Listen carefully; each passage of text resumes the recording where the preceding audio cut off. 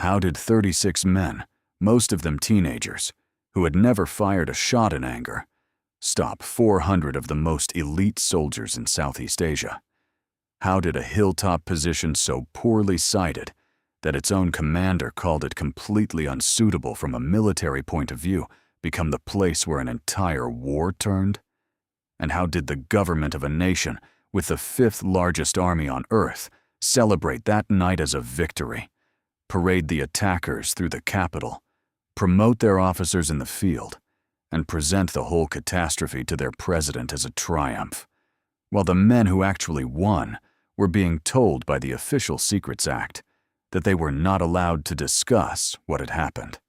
The Borneo Confrontation lasted 3 years, swallowed 17,000 Commonwealth troops at its peak, shaped the political future of a nation of 100 million people, and prevented the domino theory from becoming reality in the most dangerous corner of the Cold War. It was fought in total secrecy. It was won in total silence. And it has been almost completely forgotten. Before we go any further, tell me in the comments whether you had ever heard of the Borneo Confrontation before today, because what you are about to discover will make you furious that nobody ever taught you this. Watch until the end, because the truth about how Britain actually won the Cold War in Asia begins with one man, one eye, and 36 soldiers on a hill that should never have been defended. Then let's go. To understand what happened on that hilltop on the 27th of April, 1965, one must first grasp how improbable the entire situation was. Not just the battle, but the war itself, the politics that created it, and the deliberate institutional decision to ensure the world never found out who won. The disaster and the victory that followed were not born from the miscalculation of a single general or the ambition of a single politician. They were the product of a fundamental collision between the old world and the new one, between the map that colonial powers had drawn and the map that newly independent nations intended to redraw for themselves. In 1962, the island of Borneo was divided between 4 separate entities. The southern 2/3 belonged to Indonesia, known as Kalimantan.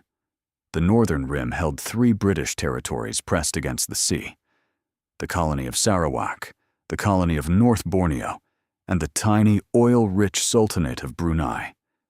Britain, in the final stages of its post-war decolonization process, had proposed a solution that seemed elegant in the conference rooms of Whitehall.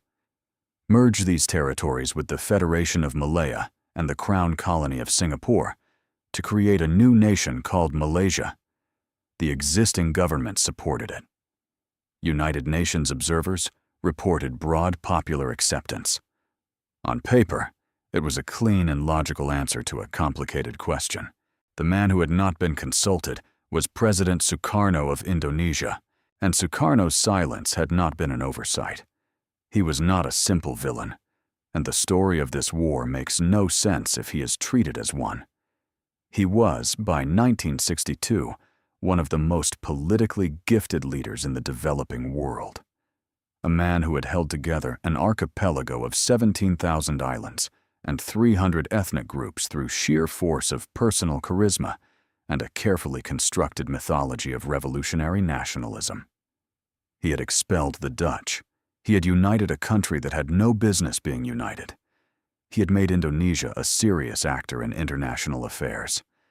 And now the British were proposing to place a friendly pro-Western federation along the entire northern coast of his country's largest island, encircling Kalimantan on 3 sides, in what he characterized with some accuracy as the most elegant piece of neo-colonial statecraft since the Berlin Conference of 1884. His objection was genuine. His solution was not. Sukarno's Indonesia was held together by 3 competing forces that he had spent a decade playing against each other: the nationalist military, the Communist Party of Indonesia, the 3rd largest communist party in the world at that moment, and the country's Muslim organizations. Confrontation with Malaysia served all 3 simultaneously. The military got a war to keep themselves occupied. The communists got an anti-imperialist cause to rally around. The nationalists got the expansion of Indonesian influence they had been promised since independence. Sukarno had declared 1964 the year of dangerous living, and he meant it as a domestic rallying cry as much as a foreign policy statement. His famous promise that he would gobble Malaysia raw was designed for Indonesian national radio and every newspaper in the archipelago. What the crowd did not know, and what Sukarno perhaps did not fully appreciate himself, was that the British had already decided to take him at his word. The opening shot of what would become the confrontation, known in Indonesian as Konfrontasi, was fired on the 8th of December 1962, when Indonesian-backed rebels in Brunei attempted to seize the oil fields and take European hostages. 2 companies of Gurkhas flew in from Singapore within hours. The rebellion was crushed within days. It was a dress rehearsal that taught both sides something important. Britain could respond faster than Indonesia expected, and Indonesia was willing to use proxies before it was willing to use soldiers. Cross-border raids by so-called volunteers followed throughout 1963, small in scale, deniable in attribution, designed to intimidate the local population and test British resolve. Malaysia was formally born on the 16th of September, 1963. In Jakarta, a mob attacked the British embassy and burned it to the ground. Sukarno authorized the deployment of Indonesian regular army units to the Kalimantan border. The raids grew in size and ambition. In London, a cabinet minister named Richard Austin Butler sat before his colleagues and outlined the precise dimensions of the trap Britain now occupied. A purely defensive posture was impossible. The border between Sarawak and Kalimantan stretched for 1,000 miles of jungle-covered mountain, with no roads, no natural defensive lines, and no possibility of constructing a physical barrier in terrain that swallowed engineering equipment whole. The Malayan emergency had demonstrated over 12 years that static defense in tropical jungle fed the enemy's ability to choose the time and place of every engagement. But launching offensive operations into Indonesian territory meant declaring war on a nation of 100 million people with Soviet diplomatic support and Chinese weapons, risking a wider conflict that no one in Whitehall had the appetite to manage. Butler's proposal, approved by Cabinet in January of 1964, was a third option that had no comfortable name in military doctrine. Britain would continue fighting without declaring war. The conflict would be contained in Borneo. The strategy would exhaust Indonesia's will to continue rather than destroy its capacity to fight. And the man chosen to execute this strategy was someone who had spent 20 years learning exactly how to do it. Major General Walter Walker arrived as Commander British Forces Borneo and Director of Borneo Operations, abbreviated with characteristic British understatement to DOBOPS. He was not a comfortable man. He had fought the Japanese in Burma as a Gurkha officer and emerged from that campaign with a soldier's contempt for military bureaucracy and a general's conviction that any war could be won if the commander was willing to break enough rules in the right sequence.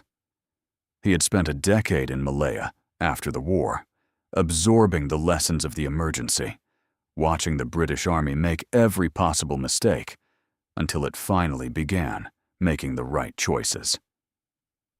He came to Borneo with 5 battalions to defend a frontier that would have challenged 5 times that number, and he immediately began doing things that his superiors in Whitehall had not approved and his professional colleagues thought bordered on insubordination. His fundamental innovation was both simple and radical. 1/3 of every unit would stay in its base. The remaining 2/3 would be permanently out on patrol in 4-man teams, operating independently in the jungle for days without resupply.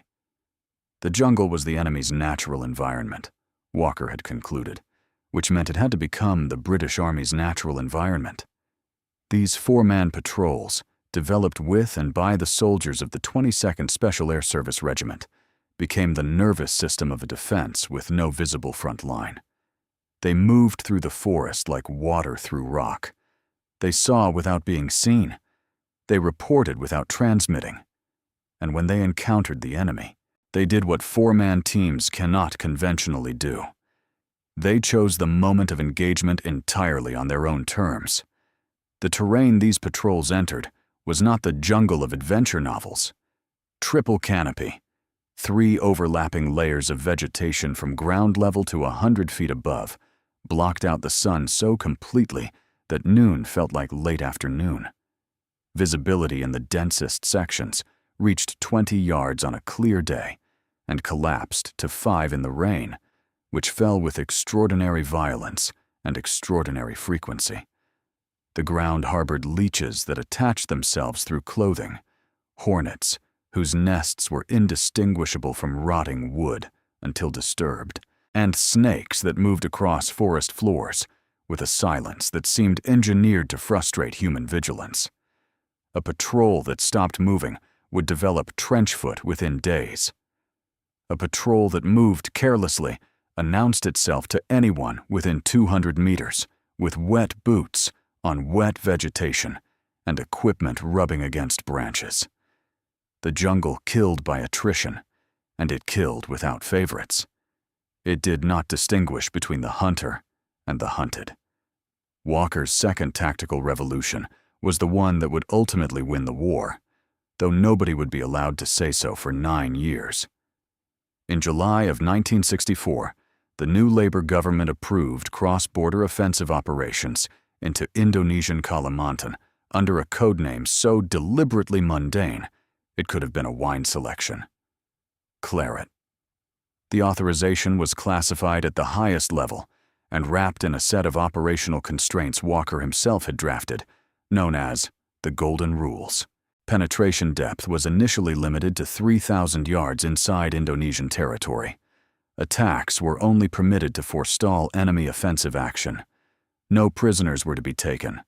No dead were to be left behind. Civilian casualties were never to be risked under any circumstances. And the most consequential rule of all was complete deniability. Soldiers who crossed the border did so in violation of every principle of international law the British government was publicly committed to upholding. If they died in Kalimantan, their deaths would be officially recorded as occurring in Malaysia. Their families would be told something that was not entirely true about where their sons and fathers had fallen. The earliest missions were reserved for the most experienced troops available. Gurkha battalions on their second tour, SAS patrols operating at the outer limit of their endurance. They moved into Indonesia before dawn, lay in ambush positions for days at a time in total silence, and struck when the geometry of the kill zone was precisely right. Indonesian forces staging for raids into Malaysia now found themselves ambushed before they reached the border. Supply lines were cut, communications were disrupted. Entire operations were canceled because the men assigned to execute them refused to move through areas where Commonwealth patrols were known to be operating. By January of 1965, the penetration depth had been extended to 10,000 yards, nearly 10 kilometers inside Indonesia. The British government continued to officially deny that its troops were crossing the border at all. What made Claret possible, and what made the entire Borneo strategy possible, was something no military budget had funded and no weapons program had developed. Walker understood from his first week in country that the Dayak peoples of Borneo's interior, the indigenous communities whose ancestors had been reading this jungle for 10,000 years, possessed knowledge that made every expensive piece of surveillance technology look primitive by comparison. He initiated medical and agricultural projects in the longhouse villages along the frontier. He arranged for soldiers to study the Iban Dayak language. He created a border scouts program that wove local knowledge directly into the operational intelligence system in a way no formal military structure could have replicated on its own. The soldiers of the 2nd Battalion, the Parachute Regiment, who arrived in Borneo in March of 1965, took this integration further than any unit before them. Their company sergeant major had issued a standing order. 10 Dayak words per day, every day, tested daily. Food, water, enemy, tracks, wounded, village, direction, hide, help, danger. Every soldier had 50 words of Iban Dayak by the time they deployed. Not enough to hold a conversation. Enough to make a village elder understand that the man asking questions had spent time learning the small courtesies of respect. The intelligence those relationships generated was not abstract or delayed. When Indonesian soldiers moved toward the border, the information reached British headquarters before the soldiers themselves reached the crossing point. The jungle that had seemed to fight for the enemy was beginning, slowly, to fight for the defenders instead. None of this could have fully prepared the garrison at Plaman Mapu for what was coming. In February of 1965, 3 fresh companies of Indonesia's most elite paracommando soldiers landed at Pontianak on the west coast of Borneo. They belonged to the RPKAD, the Regimen Para Komando Angkatan Darat, Indonesia's Airborne Special Forces Regiment, roughly equivalent in selection standards and operational role to the British SAS. One of these companies bore the nickname that would travel across 2 continents before the year was out. They called themselves Ben-Hur. These were not improvised fighters. They were professionals, selected for their physical and mental qualities, trained in airborne operations, unconventional warfare, and close-quarters battle, and equipped with AK-47s, Bren-light machine guns, Yugoslav-manufactured 90mm rocket launchers, and Bangalore torpedoes for cutting through wire obstacles. They had marched on foot from Pontianak to Balai Karangan, tens of kilometers through dense jungle, without road movement or air support, because their mission required them to arrive undetected, and because they were the kind of soldiers who considered this unremarkable. Their regimental commander, Colonel Sarwo Edi Wibowo, was a combat veteran whose standing within the Indonesian military was roughly comparable to Walker's within the British one. These men were, by any objective measurement, among the finest light infantry soldiers in Southeast Asia. Sukarno needed them to win. His domestic position was eroding. 2 years of confrontation had produced no decisive gains, considerable economic cost, and an increasingly restive military whose support he could no longer take for granted. Indonesian intelligence had identified a target that seemed to offer exactly the propaganda spectacular he required. A forward base barely 1 kilometer from the border. No mutual support from any other Commonwealth position, overlooked from a higher Indonesian ridge that gave observers an unobstructed view down into the camp at all hours. And in the spring of 1965, this base was about to be held by a platoon of soldiers who had arrived in Borneo weeks earlier and had no jungle combat experience whatsoever. The target was called Plaman Mapu. In March of that year, the 2nd Battalion, the Parachute Regiment, relieved the 1st Battalion Argyll and Sutherland Highlanders at a series of forward bases in the 1st Division of Sarawak. The Argylls had earned a hard tour, regular Indonesian incursions of company size, constant patrol contact, the kind of operational tempo that aged men faster than they expected when they signed their papers. Lieutenant Colonel Ted Iberhardy, commanding the battalion, wanted his soldiers experienced quickly, and the only way to gain jungle experience was to be in the jungle, on patrol, in contact with an enemy who had been fighting in this terrain for years.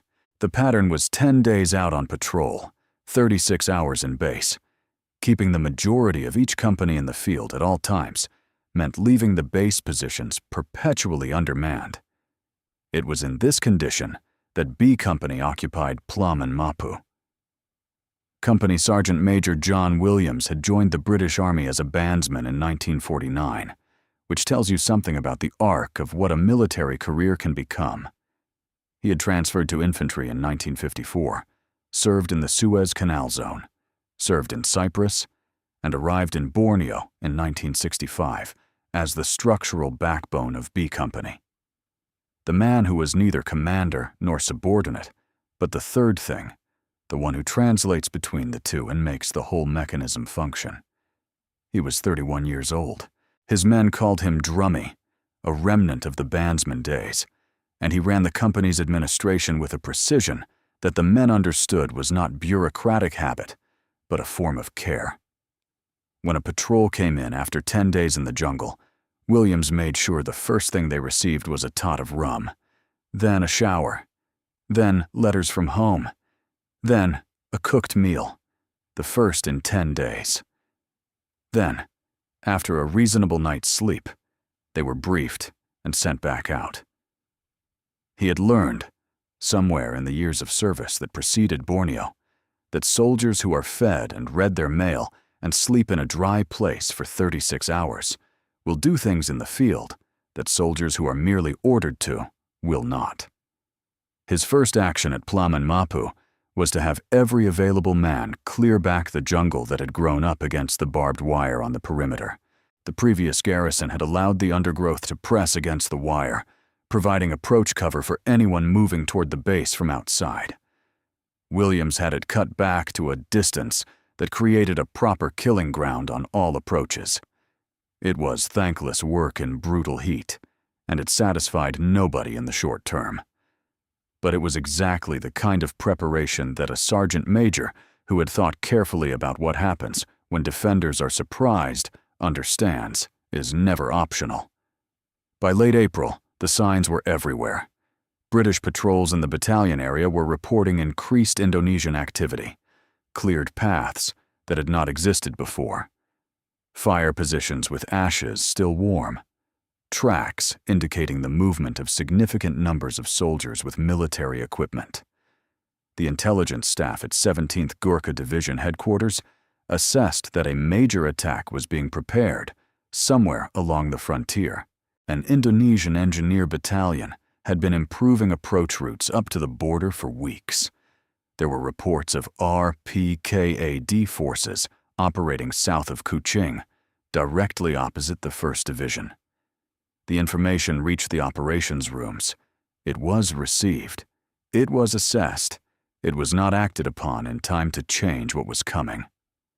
On the night of the 26th of April, the bulk of B Company was out on patrol. What remained at Plaman Mapu was a company headquarters element, an understrength platoon recently arrived from training in Malaya, and a mortar section. 36 men, commanded in the absence of the company's senior officers by Captain John Fleming, with Captain Webb as the artillery officer, in contact with the 105mm howitzers at the neighboring position. The average age of the platoon on the perimeter was 19 to 21. Some of them had been soldiers for less than a year. At 4 o'clock in the morning, Private George Avere was on watch at his general-purpose machine gun position near the company boundary. He heard something in the darkness that the jungle could not account for. Movement that was too regular, too directional, too purposeful for any animal. He called the command post on the portable field phone and reported his suspicion that something significant was moving beyond the wire. The operations commander received the call and decided not to act on it. His reasoning is not recorded. His name is not recorded. What is recorded is that Private George Avere raised the alarm 65 minutes before 400 men attacked the position he was defending, and the warning went nowhere. The monsoon rain had been falling for hours, hitting the jungle canopy with a sound like continuous static, white noise that would have swallowed the approach of a regiment. Ben-Hur Company had been watching this position for weeks from the Indonesian ridge above. They knew where every sentry stood. They knew where the mortars sat. The two flanking platoons carried Bangalore torpedoes for the wire obstacles. The timing had been chosen for the deepest point of the guard rotation, when fatigue is maximum and the pre-dawn darkness has not yet begun to thin. At 5 minutes past 5 in the morning, the world at Plaman Mapu ended with the sound of mortars leaving their tubes. The opening bombardment was not exploratory, it was targeted. Mortar rounds and 90mm rocket fire aimed at the machine gun positions and the mortar pits, the weapons that could stop an assault if they survived the first minutes. The first general-purpose machine gun position took a direct hit. One of the 2 mortar pits was overrun before its crew could bring it into action. The perimeter trench system absorbed fire on multiple sides simultaneously. The noise was a physical force, not merely a sound. John Williams came out of his bunk already in motion.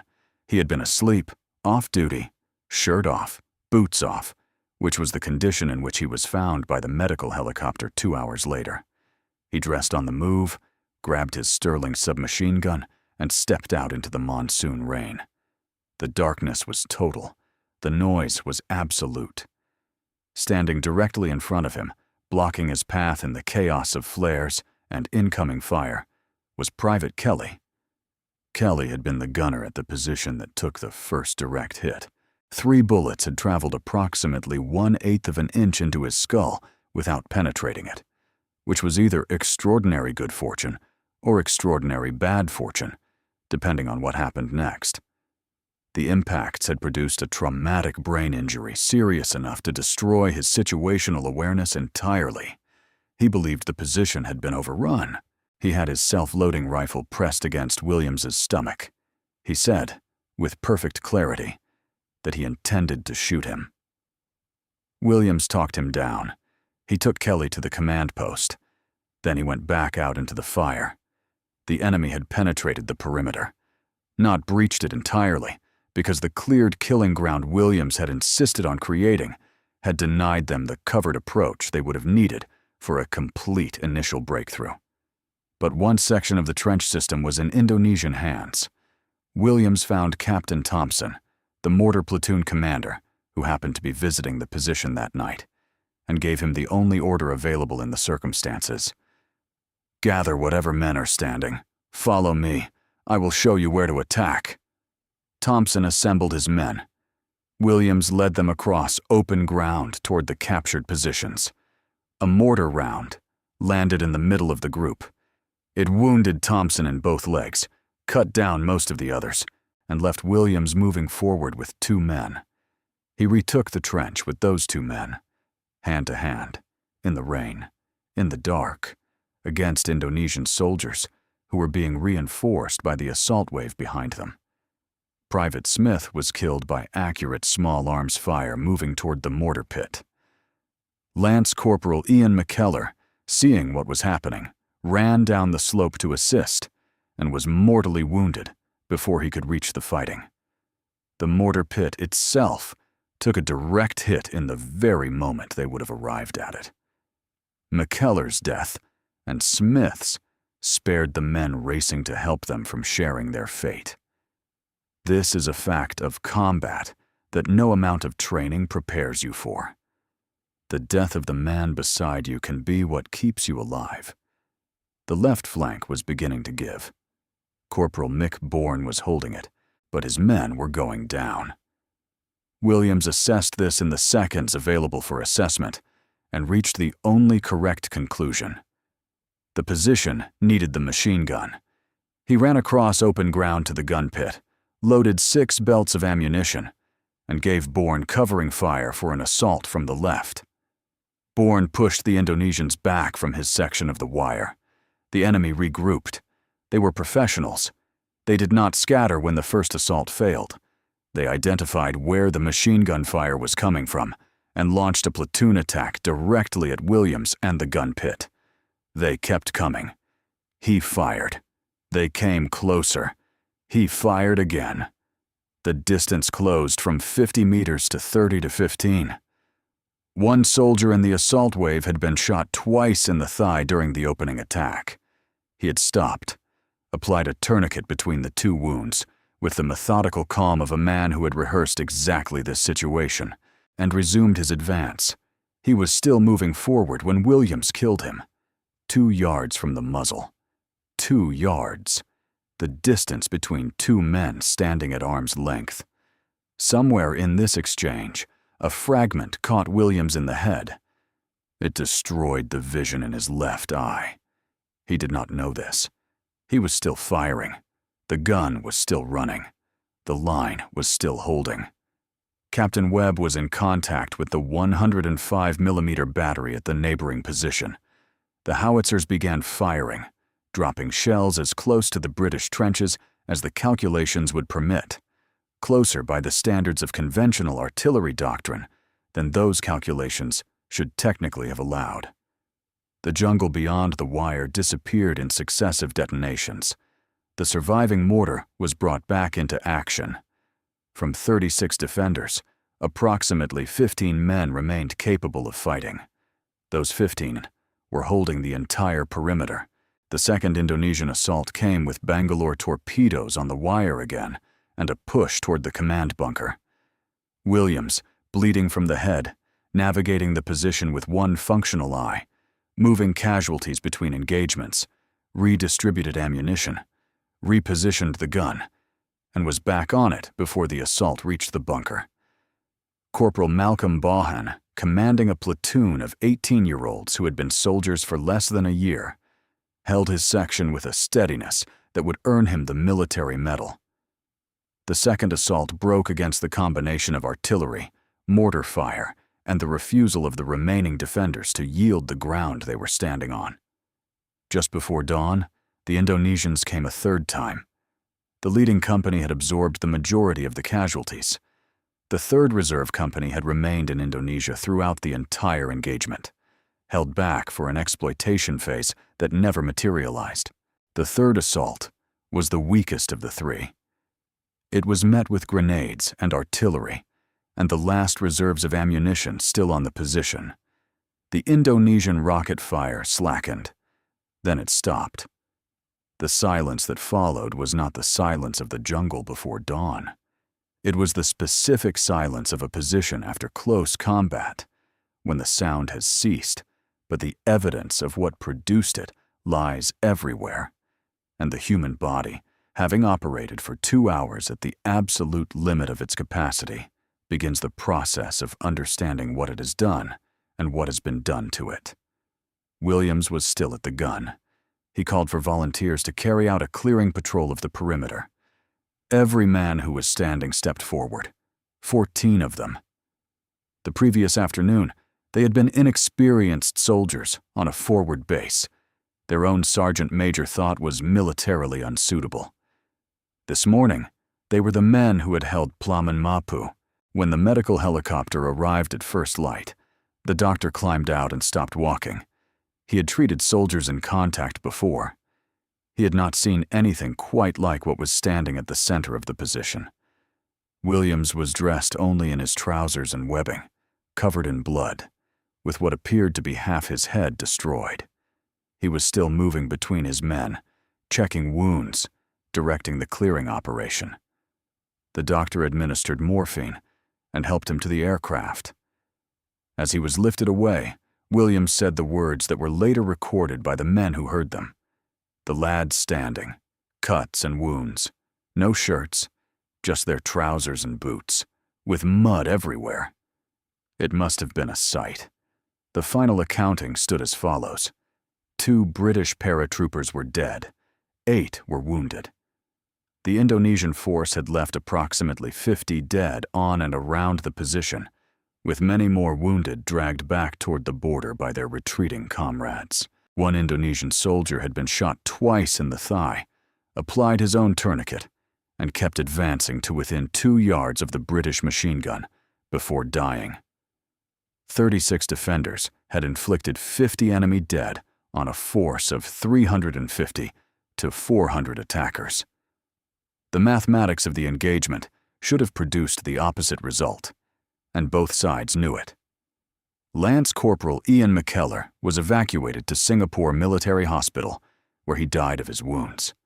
Williams spent 6 months in hospital and surgical recovery, having lost the sight in his left eye permanently He attended McKellar's funeral in a wheelchair, in uniform, with the eye patch that would give him the nickname he carried for the rest of his life.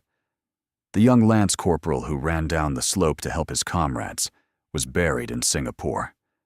The sergeant major, who had tried to stop the attack, arrived at the graveside unable to walk, and sat through the whole service in the rain and said nothing that is recorded. Williams' Distinguished Conduct Medal citation was published in the London Gazette on the 14th of December, 1965. 6 months after the battle, in the same dry official publication that records parliamentary acts and royal appointments.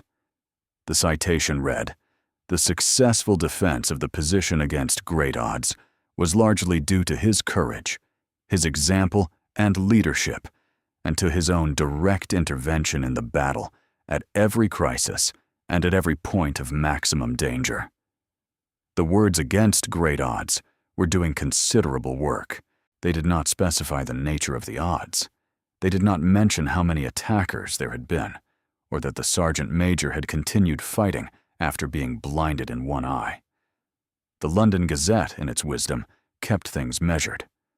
Simultaneously, in Jakarta, a completely different account was being compiled. The commanding officer of the RPKAD force that had attacked Plaman Mapu submitted his report to President Sukarno. The report described an Indonesian victory. The position's defenders had been driven out. The operation had demonstrated the futility of resisting Indonesian military power. Sukarno received this account and acted on it accordingly. The RPKAD's official casualty count was 2 dead.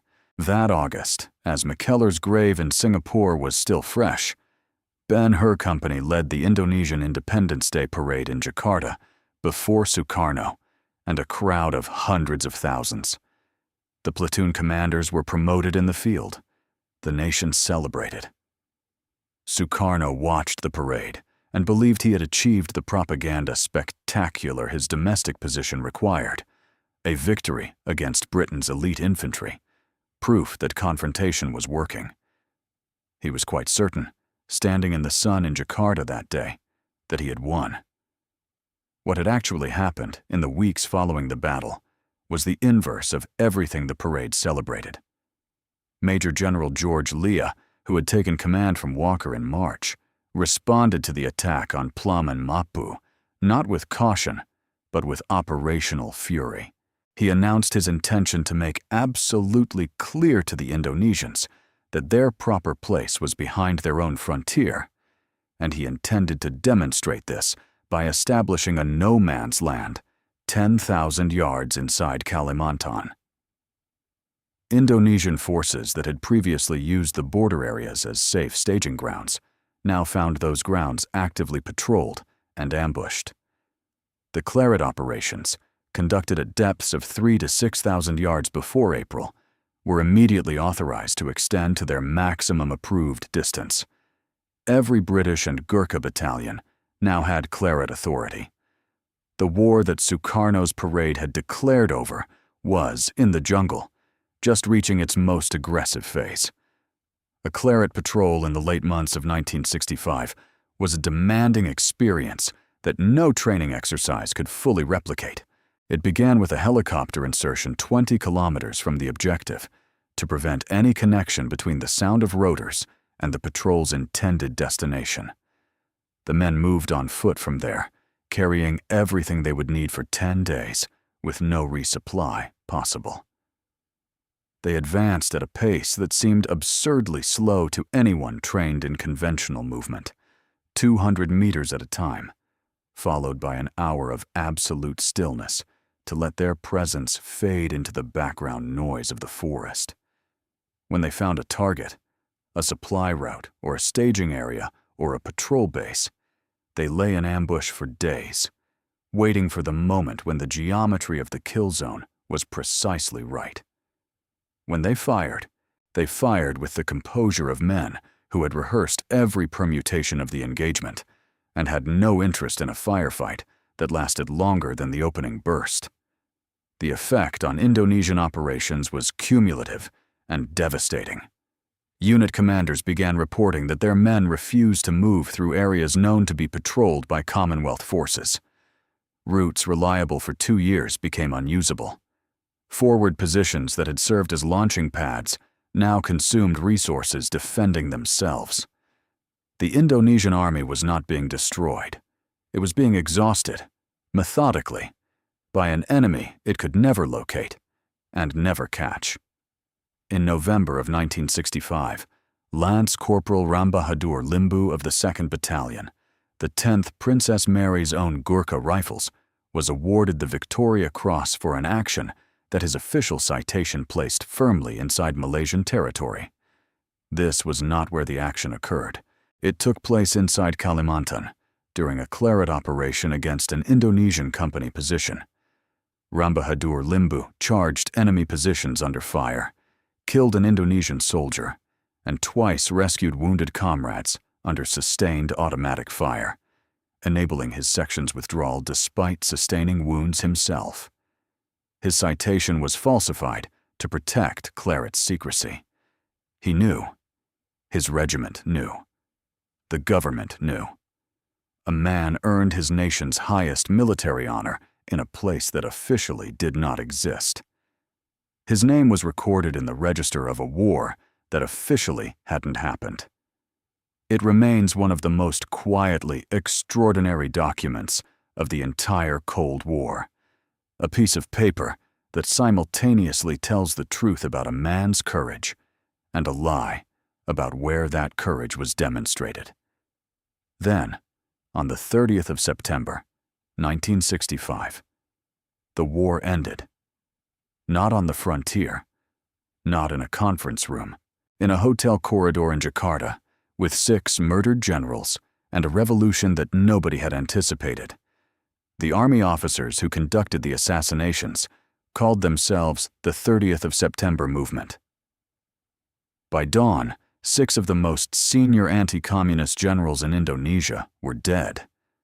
The killings were attributed by the surviving military leadership to the Communist Party. Suharto, commanding the Army Strategic Reserve, moved with a speed that suggested he had thought carefully about exactly this contingency. Within 48 hours, the coup had been suppressed. Sukarno's attempt to position himself as the neutral arbiter of competing forces was exposed as structurally impossible now that those forces had begun killing each other directly. The RPKAD was deployed to Central Java to suppress the Communist Party. The same regiment that had sent Ben-Hur Company to Plaman Mapu now executed orders of a completely different kind.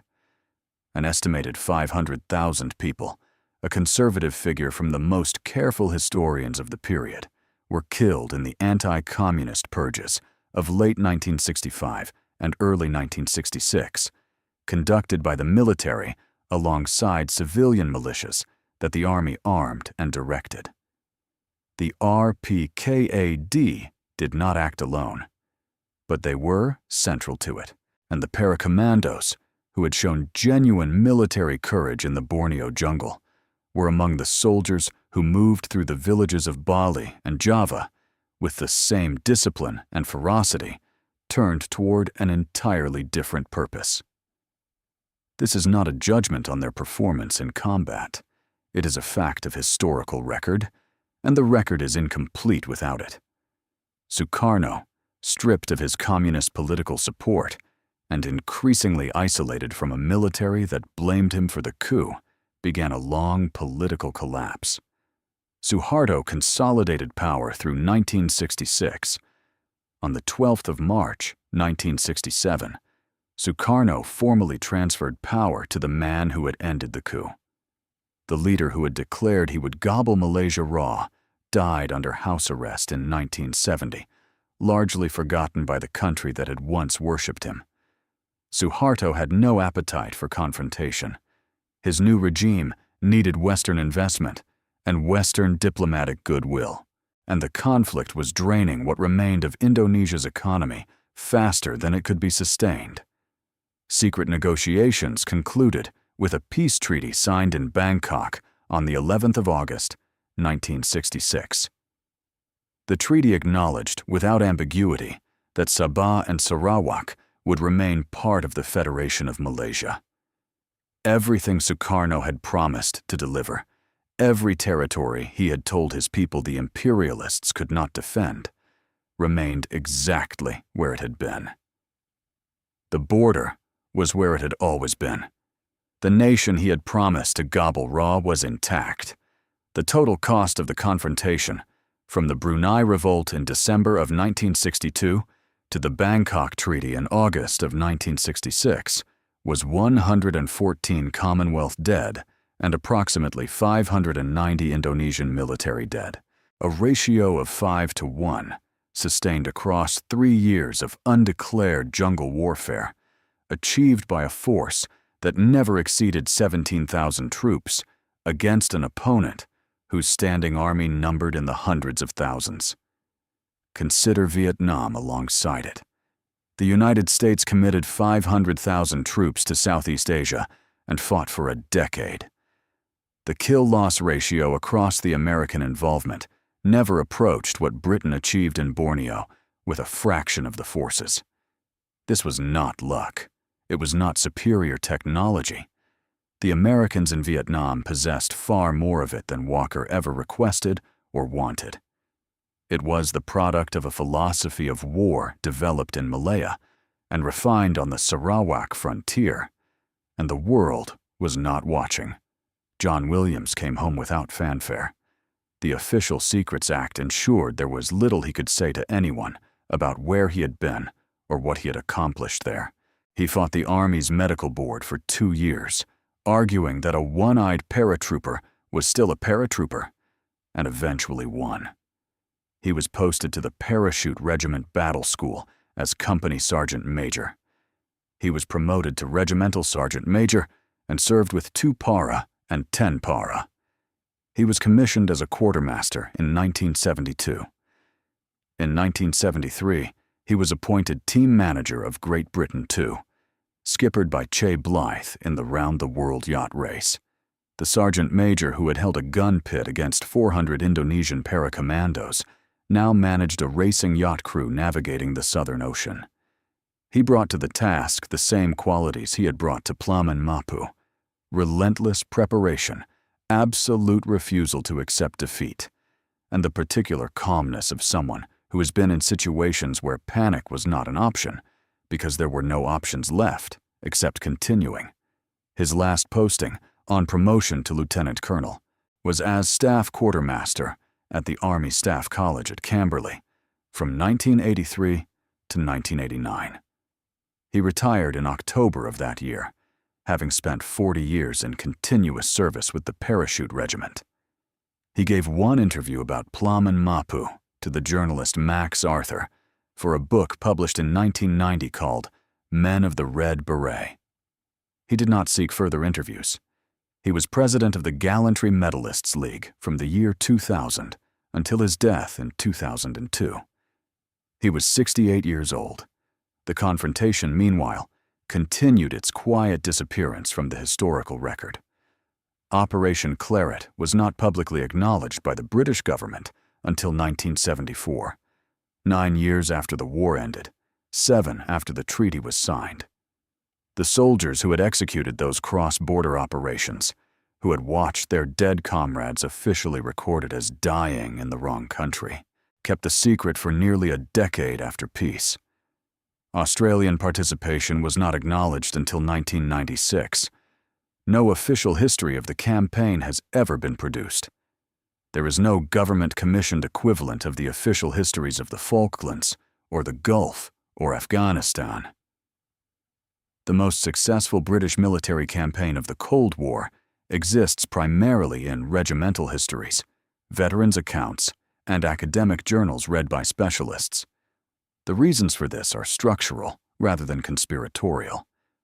The confrontation ended in August of 1966. England had just won the World Cup. Harold Wilson was managing an economy in persistent crisis. Vietnam was consuming every available column inch of serious military journalism, every documentary slot, every political conversation about the relationship between Western military power and post-colonial conflict. A successful secret war that had ended quietly, fought by soldiers legally prohibited from discussing it, in a region most British citizens could not confidently locate on a map, was never going to force its way into the historical record by its own momentum. So it did not. What it generated instead, silently and without announcement, was doctrine. The four-man patrol concept that Walker and the 22nd SAS refined in Borneo became the foundational tactical unit of British Special Forces, and, through that lineage, of every Western Special Forces organization that trained from the British model. The intelligence-first approach that made Claret possible, the primacy of local knowledge over technological surveillance, the understanding that earning a population's trust generates better intelligence than any sensor network, became the theoretical bedrock of counterinsurgency doctrine across NATO. Colonel Charles Beckwith, the American officer who created Delta Force in 1977, had served as an exchange officer with the 22nd SAS and had studied their Borneo methods in detail. The principles he encoded in Delta Force's training drew directly on what he had observed. Today, the British Jungle Warfare Training School remains operational at Saria in Brunei, still teaching the techniques Walker proved effective in the same terrain where the proof was first established.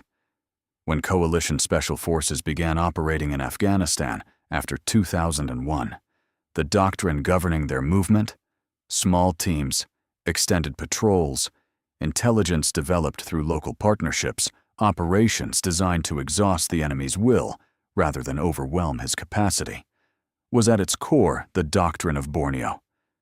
The soldiers executing it mostly did not know the lineage.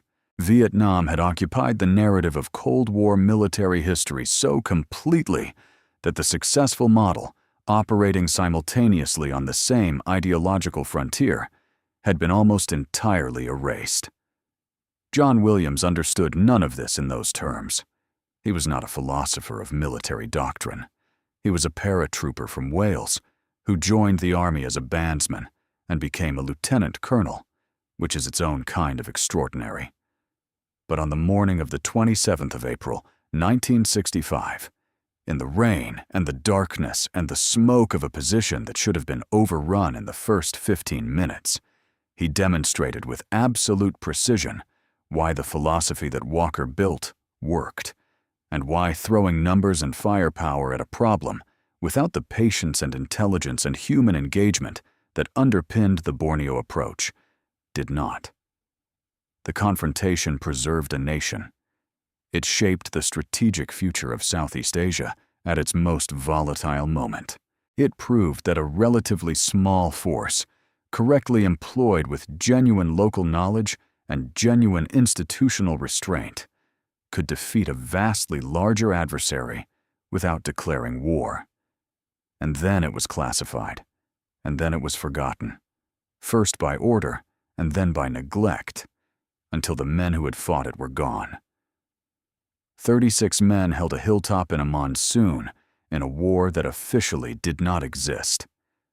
The side that lost paraded its soldiers through the capital and promoted their officers in front of the president. The side that won buried its dead in Singapore and filed the reports under lock and key. History, given enough time, knows the difference between a parade and a result. The parade was one afternoon. The result has lasted 60 years. There is a photograph taken on the morning of the 28th of April, 1965, of the men of B Company outside what remained of the position at Plaman Mapu. They are standing in the way that soldiers stand after something like that. Not at attention, not relaxed, but in the specific posture of people who have been through something that has no equivalent name. Some of them look younger than they are.